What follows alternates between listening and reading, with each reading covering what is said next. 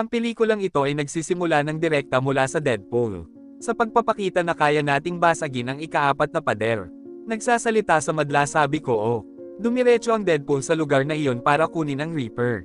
Ngunit dumating sa lugar kung saan ang kagubatan ay inilibing. Hinahanap ng Deadpool si Vivon sa pamamagitan ng paghuhukay ng kanyang libingan. Mukhang umaasa pa rin ang mga ani.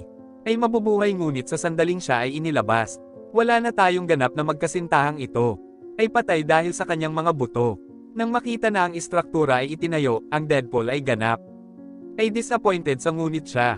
Dala mo ang kalansay. Nagsimulang makipag-usap sa kanya at sinabi na talagang gusto niya ako. Ako ay lubhang nangangailangan ng ani ng kanilang mga salita. Maraming TV dito sa maghapon. Bukas ang mga landas ng portal mula sa kung saan ang TV. Maraming ahente ng isa ang lalabas. Sino talaga ang dumating para mahuli ang Deadpool? Ngunit siya ay Deadpool at nakipaglaban siya sa kanila. Napakasamang pumapatay ng mga ahente. Matapos maalis ang mga ito, muli ang Deadpool. Binasag ang pader at nakipag-usap sa madla, sinasabi. Alam ko kung ano man ang nangyayari dito. Dapat hindi mo ito naiintindihan. Ibig sabihin, ako or how I need Lovren. Bakit ko siya hinahanap at bakit gusto akong mahuli ng mga taga-TV? Narito ang Deadpool upang ipaliwanag ang lahat ng mga bagay na ito. Dadalhin tayo sa nakaraan sa 2018. Kapag hindi gumagana ang time machine device ng Cable. Ngunit sa lalong madaling panahon na aparato machine. Nakuha siya ng Deadpool sa kanyang mga kamay. Deadpool, nagsimulang gamitin ito at iyon din. Sa kalooban na parang sa tulong nitong nakaraan. Pumunta ako at pinatay ang lahat ng mga kontrabida ng aking nakaraan. Sinimulang hampasin ang kaibigan kong si Vanessa. Upang iligtas din siya sa pamamagitan ng pagpatay sa kanyang mamamatay tao. Iniligtas na buhay si Vanessa ngunit nalaman iyon. Ang device ng time machine ng Deadpool ay ganito. Sa mga timeline dahil sa paggamit. May problema dahil sa kung saan ang TV ay nagsisimula ring kumilos. Pumasok at gusto lang hanapin ang Deadpool. Nagsimula ang Deadpool sa buhay ko. Napakasaya dahil nasa timeline na. Nagkamali pero binuhay din niya si Vanessa. Tapos na at ipunin mo rin lahat ng kaibigan mo. Iyon ang nakita naming ginawa ni Deadpool. Paggamit ng device para sa isang yugto ng panahon. Napupunta rin sa Earth 616 na siyang pangunahing MCO. Pumunta doon si Universe at sinabi iyon kay Happy. Gawin mo akong Avenger pero nung tumanggi siya. Kaya bumalik ang Deadpool sa kanyang universo.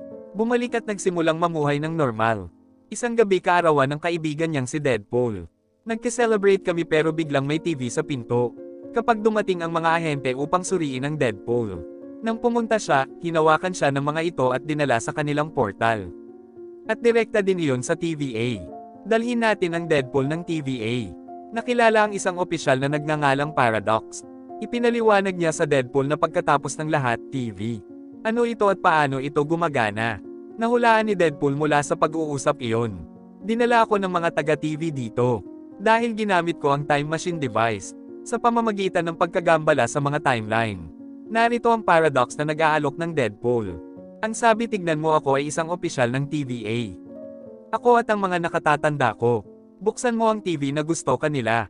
Pumunta sa universo ng MCU. Ibig sabihin sa 616 kaya mo gawin ang ibig sabihin. Buhay sa unahan mo sa pamamagitan ng pagpunta sa 616. Dapat ay napakasaya ng Deadpool na marinig ito. Dahil pumunta din siya sa Earth 616. At doon kailangan niyang maging Avenger kaya ngayon siya. Naramdaman ko na baka magkatotoo ang panaginip ko. Oo. Sobrang excited din siya, kaya pala TV. Ang kahangahangang bagay na Deadpool mula kay Taylor.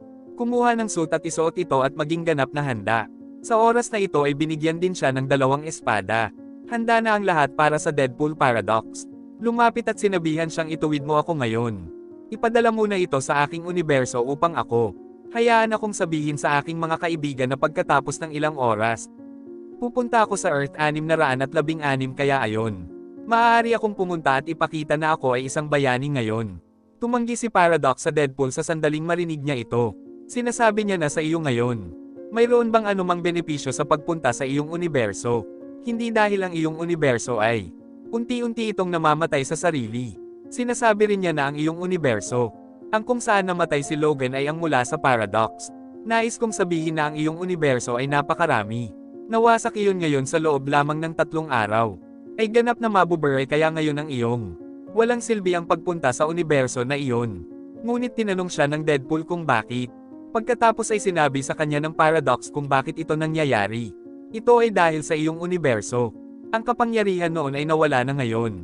Ipinaliwanag sa kanya ng kabalintunaan Megid na tumingin sa bawat. Ang universo ay may kapangyarihan at kung kailan ito. Kung ang kapangyarihan ay mawawala, gayon din ang universo. Dahan-dahan itong nagtatapos at mag-usap tayo.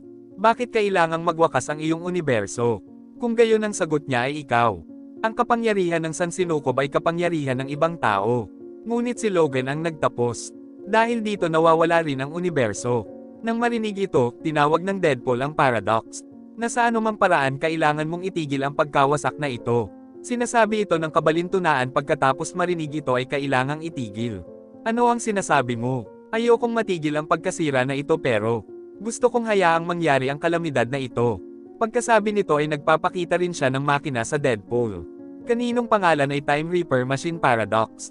Nagsasabi sa kanya na ito ay isang makina na anumang universo sa isang stroke sa tulong ng maaaring alisin ang karagdagang kabalintunaan. Nagsasaad na sa tuwing magwawakas ang isang universo. Kung ito ay nangyayari, ang mga taga-TV ay magpapakita nito ng dahan-dahan. Hayaan itong magtapos sa sarili ngunit sa bagay na ito. Wala akong saya, gusto ko yon. Sa halip na unti-unting nawawala ang universo na iyon. Masisira sa isang iglap na parang putulin ang isang puno mula sa mga ugat at itapon ito. Ang kabalintunaan pagkatapos ay nagmumungkahi na ito ang dahilan. Ginawa ko ang Time Reaper Machine na ito. Ang Sansinukob mismo ay nilikha upang iyon.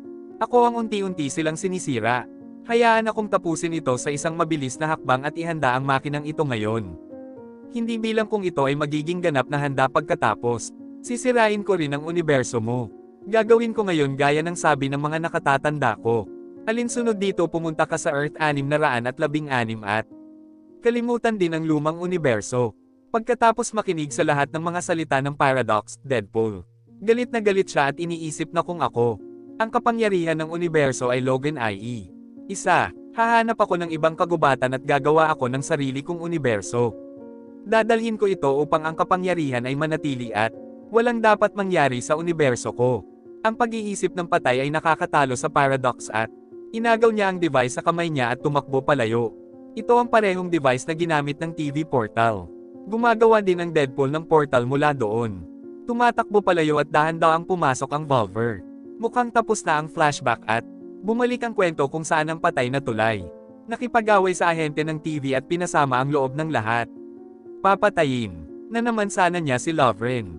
Sinimulan niyang hanapin si Lovren. Marami sa kanila ang pumapasok sa lahat ng universidad. Magagamit mula sa lahat ng iba't ibang mga mahilig kabilang ang iba ay maliit ang tangkad at ang iba ay ganito. Sino ang walang dalawang kamay at isang mata? Kung wala, mayroong isang superhero na nagngangalang Deadpool. Maging ang Deadpool mismo ay hindi ito nagustuhan. Pagkakita nila sa kanya, tatadyakan nila siya at itataboy mula roon. Pagkatapos ay pumunta si Deadpool sa isang bar kung saan mayroon ding isang magkasintahang nakaupo, ito sa isang malaking lawak. Gusto ito ng Deadpool, sa palagay niya ay oo. Ito ay perpekto para sa akin, mahal ko ito. Maaaring dalhin ako sa universo at ngayon kung kailan. Hiniling sa kanya ng Deadpool na sumama sa kanya. Itong isang Lovren ay tumatanggi din pero pati si Lovren ay nahimite pagkatapos uminom ng alak sa ka-Deadpool. Kinaladkad siya sa kanyang paa at pumasok sa portal. Pagkatapos gawin, diretso niya itong dinadala sa TV. Dinala siya ng Deadpool sa Paradox. Sinabi niya sa kanya, tingnan mo, mayroon akong ibang manliligaw. Dinala ko, ngayon gawin mo para tayong dalawa. Ipadala ito pabalik sa aking universo at ito. Gawin itong kapangyarihan ng aking universo upang iyon. Maaaring hindi magwakas ngayon ang aking universo Paradox. Habang nakatingin siya sa kagubatan ay sinabi niya iyon. Reaper ang pinakamasama dahil sa kung ang lahat ng mga tao sa Sansinukob na ito ay papatayin. Hindi ito magiging kapangyarihan ng iyong universo. Sinasabi rin ng Paradox ang Deadpool. Na sinabihan ka ng mga nakatatanda ng TV Earth 616. I gave you a chance to go there, magaling ka dyan. Maaaring nabuhay ngunit mali ang ginawa mo sa TV. Pinatay ang marami sa kanilang mga ahente. Kaya ngayon sinasabi ko sa inyo pareho sa loob ng Word. Ipapadala ko ito at sa susunod na pagkakataon ay ganito ang gagawin niya. I.e. Paradox pareho sa loob ng Word. Sa pagpunta dito, ipinapadala namin ang mga pandaman na ito sa Volver. Ay tinanong niya Deadpool mo ako. Bakit ka pumunta dito dala ang sinabi mo? Pag-atake sa Deadpool at sa gayon. Pareho silang tumigil sa pag-aaway ng mahabang panahon. Nagpatuloy ang away ng dalawa na nakakamangha. Ngunit pagkatapos ay pinigilan siya ng Deadpool at sinabi, parehong hindi dapat mag-away kundi magkasama. Dapat tayong magtulungan dahil akin ang TV. Gustong sirain ang sansinukob na tayo. Kailangang mag-ipon ngunit isa lamang ang tutulong sa kanya. Panay ang pagtanggi. Dito, sinabi sa kanya ng Deadpool na ang TV. Ang mga tao ay mayroon ding mga kapangyarihang nakakatulong. Buhayin ang iyong universo. Magagawa ito kung tutulungan mo ako. Gawin mo para hindi matapos ang universe ko. Mas gugustuhin kong iligtas ka kaysa sa iyo. Bubuhayin nila ang universo. Nagustuhan ni Lovren ang ideya, kaya naman silang dalawa. Pero eto may lalaki sila. Sino ang darating at sasabihin sa kanila na ayos lang na gumala dito? Hindi dahil may medyo delikado. Malaking halimaw kung makita ka niya. Kaya kakainin ka niya at oo kung ikaw. Naligtas man siya, narito ang isang walang buhok. May nakatirang bruhang nagngangalang Cassandra. Napakalakas niya na sa sandaling makita ka niya. Maaaring matapos sa isang stroke, kaya ang mga ito. Napakahirap iwasan ang dalawang bagay. Tapos may dumarating na mga sasakyan dito. Yung may mga tao ni Cassandra sa loob nila. Sa pagkakita sa ikatlong tao na iyon din ang Deadpool at ang mga Volver ay nahahalo sa mga ito kapag sila. Nang tanggalin niya ang tela sa mukha niya, napagtanto niya iyon. Ang lalaki ay walang iba kundi si Captain America. Sino ang kukuha ng anyo ng sulo ng tao sa oras na ito? Dinala ito ng mga tauhan ni Sandra sa kanila. Lumapit ang isang matandang lalaki na napakalakas. Sumulong sa pag-atake sa mga ito. Na, pinapatay ng hangin sa isang ihip ngunit. Dahil marami silang advanced, may teknolohiya kaya para siyang sulo ng tao. Sa pamamagitan ng pagpapahina sa mga kapangyarihan at paghawak sa kanila. Tinalian ng lubid at diretso sa gitna. Simula ng paglipat ng mas malapit na kita namin iyon. Ang kinaroroonan ni Cassandra ay nabunyag na isang napakalaking Ant-Man. Cassandra dito nangyayari sa loob ng bibig ng maraming lalaki ang nakasama niya sa loob ng maraming taon. Ay gumagawa ng pang-aalipin, kabilang ang isa kay Juggernaut. Nagkaroon din ng bersyon na sa pagkaalipin kay Cassandra. Nang ipasok na ang tatlong ito, dumating si Cassandra upang makilala ang Deadpool. Kaagad na sinasabi na kailangan natin ng sulo ng tao. Nasabi na sa'yo yan. Isa kang baliw na babae na walang mga tao. Mukha siyang mangkukulam. Palaisipan. Pero nung ipinanganak kami binigyan ako ng kapatid ko. Sinubukan akong patayin ngunit nailigtas ako. Simula nung hinagis ako ng mga taga-DV dito. Pero napakasaya ko dito sa loob ng maraming taon. Dito ako nakatira at ngayon kasama ko kayong dalawa. Pagkatapos kong marinig ito, gagawin din kitang alipin. Galit na galit ang straight Cassandra na iyon. Pupunta sa pag-atake ngunit wala siya. Ibinaba niya ang Reaper gamit ang kanyang mga kamay at pinanatili iyon. Itinapon ito sa lupa ngunit narito siya. Si Cassandra ay nagsimulang pumunta sa Moonster matapos siyang makita. Sabi niya hindi kita alipin. Kung hindi, nasa kamay ako ng halimaw na ito. Ang sabi na iiwan ko siya para mamatay, siya. Umalis dito kasama ang mga kaibigan. Unti-unting lumalapit ang halimaw sa kanilang dalawa. Ngunit ang Deadpool at ang makina ay nakahiga sa malapit. Buhayin at sa tulong nito lumipad. Malayo-layo na ang mararating nila sa malayong lugar na ito. Tingnan natin ang isang aso na kamukha ng aso mula sa Deadpool. Bersyon ay aso pool na kung saan patay doon. Nagsisimula ring dumating ang isang bersyon ng pool na may sarili. Ang pangalan ay nagsasabi sa magandang pool na sinasabi nito pareho. Na marami pang mga Deadpool na tulad ko dito. Mayroong lahat ng mga bersyon ngunit lahat sila ay mga baliw na leon. Tinapos na ni Cassandra ang kanyang trabaho. Ibig sabihin, alipin na rin niya ang magandang sandali. Ibinigay ang kanyang sasakyan sa kanilang dalawa sabi niya. Nakunin mo ito para makaalis ka dito. Huwag maging mahirap para sa Deadpool at sa kanyang Reaper. Kunin ang sasakyan at tumakbo palayo dito. Nagkaroon sila ng pagtatalo sa loob ng sasakyan at pareho silang nag-aaway. Nagsisimula silang magpatayan at, dahil pagod na akong lumaban. Nawala ng malay ngunit pagkatapos ay nakikita natin iyon. Pagdating dito X-23 at pinasakay silang dalawa sa kotse. Kasama niya sina Deadpool at Vulcan. Nang imulat niya ang kanyang mga mata ay napadpad siya sa isang bahay. Saan sila galing noon para makilala sila Electra Blade? Ambit at X-23 lumapit at sabihin sa kanila. Yan ang nagdala sa inyong dalawa dito X-23. Nawalan din siya ng malay ang mga taga-TV. Ipinadala sa Sansinukob at sa mga tao. Siya rin ang kasama niya nang malaman nitong apat. Pareho pala silang buhay sa harap ni Kassan. Kung bumalik sila pagkatapos tumakas ay magkakaroon sila ng ideya. Lumalabas na ang Deadpool at Wolves ay talagang medyo makapangyarihan sila kaya gumagawa sila ng mga plano. Na ngayon ay sama-sama tayong bubuo ng sarili nating grupo at papatayin si Cassandra kasi nagdulot siya ng kalituhan sa buong universo. Ngayon magkasama silang naging isang koponan at pagkatapos ay gawin ang lahat ng iyong paghahanda. Ang patayin si Kendra sa sasakyan. Umalis sila pagkarating sa lugar na iyon at pumasok sa loob. Nagsimulang pumunta pero kasing dami ni Cassandra. Sila ay mga alipin at iyon ang dahilan kung bakit sila nauuna sa kanila. Isang mapanganib na away ang sumiklab sa pagitan nila. Narito ang apat na iyon upang pigilan ang iba. Huminto lamang habang patay si Cassandra. Ang sandali at ang pag-aani ay dumating ngayon sa pamamagitan ng pagpunta dito. Ginawa niya muna ang lahat ng kanyang pagpaplano. Alam nila iyon syempre hanggat gusto namin lumaban pero napakalakas ni Cassandra. Na madali niya tayong kayugan at iingatan. Sisirain niya tayo gamit ang kanyang psychic power. At kung gagamitin ni Cassandra ang kapangyarihan niya. Kung gusto mong pigilan siya sa paggawa nito pagkatapos ay gumamit ng Magneto. Si Cassandra mismo ay kailangang magsuot ng helmet. Alam din niya kung bakit noong umatake si Magneto sa Earth. Nang dumating ang helmet ay tinapos ito ni Cassandra. Itinabi ito upang magbigay ng ideya ang Deadpool dito. Ang pagsasabi na gagawin natin ito ay kay Magneto. Gumamit ng Juggernaut helmet sa halip na helmet. Mula sa mga alipin ni Kendra. May bersyon ng Juggernaut ngayon na kahit papaano. Hinubad ang helmet at isinuot kay Kendra. Magkataon na gagamitin niya ang kanyang kapangyarihan. Hindi na magagamit at aalisin natin. Ngayon ay makikita natin sa kanilang laban.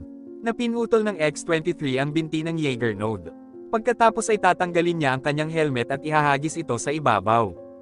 Dumiretso sila sa Deadpool. Parehong pumunta sa taswe sa kanilang mga salita. At sinasamantala iyon ng Deadpool at pumasok sa kanyang ulo. Sa pamamagitan ng pagsusuot ng helmet nakukuha nila ang kanilang kapangyarihan. Hindi ito magagamit ngunit bago iyon siya. Nakita ng lahat ang kay Cassandra. Binaril ng isa sa mga lalaki si Cassandra. Ang bala na iyon ay sinusubukang pumatay.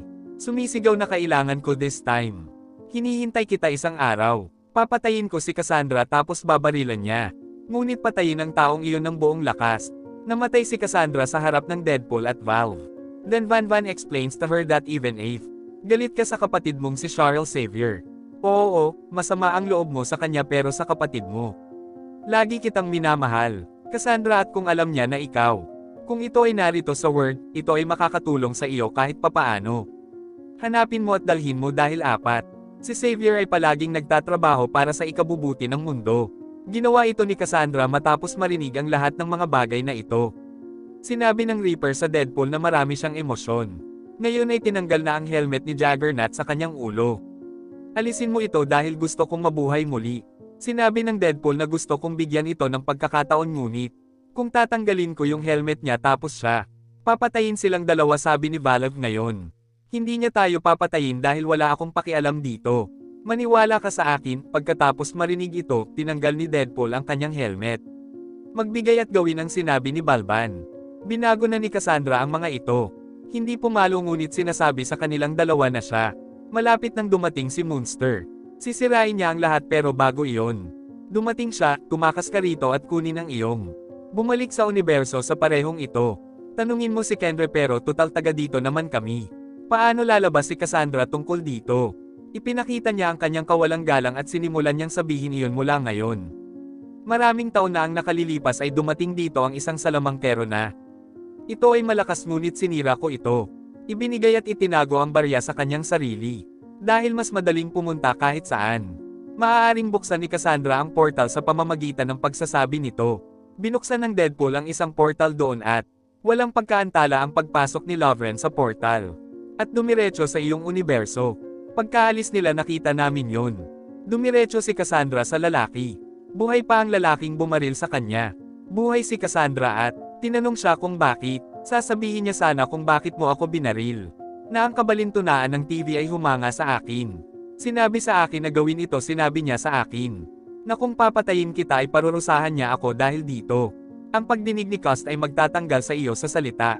Galit na galit si Andrew kaya siya. Patay agad at patayin si Paradox. Dumating sa universo ng sandali dahil ito. The Time Paradox was the same kasi siya. Kanyang universo gamit ang Time Reaper Machine. Pamumulaklak. Nandito rin si Cassandra sa likod ng wala tapal at Vavan. Dumating siya sa Paradox. Sinimulan niyang basahin ang kanyang isipan ng direkta upang iyon. Malalaman din niya ang tungkol sa Reaper Machine. Pagkakita nito ay nasa isip ni Cassandra. Dumating ang ideya, sa palagay niya ay makakatulong sa kanya ang makinang ito. Mula sa ay unti-unti ang lahat ng mga universo at tatapusin ko ang timeline para ang huli. Tanging mga salita ang matitira sa akin at ako ay magiging kalmado. Ako ang maghahari doon at ngayon ang plano ko. Upang maisakatuparan ang lahat ng ito, dumiretso siya sa Time Reaper Machine. Nakita rin ni Deadpool at Bawan ang bagay na ito kaya pareho silang lumapit para pigilan siya pero pareho lang sila. Pinatumba silang dalawa sa isang iglap at lumalabas para magpakamatay. Pagkatapos nito, dumiretso ang Deadpool at Vaven sa Paradox. Lumapit siya at tinanong kung bakit kami. Paano mapipigilan ng Paradox si Cassandra? Sinasabi sa kanila na hindi natin siya mapipigilan. Dahil mas makapangyarihan siya sa atin pero, oo maaari nating ihinto ang makina na sinasabi niya. Mayroong dalawang wire na konektado sa makina na iyon. Kung pinagsama-sama ito ay magiging napakalaki.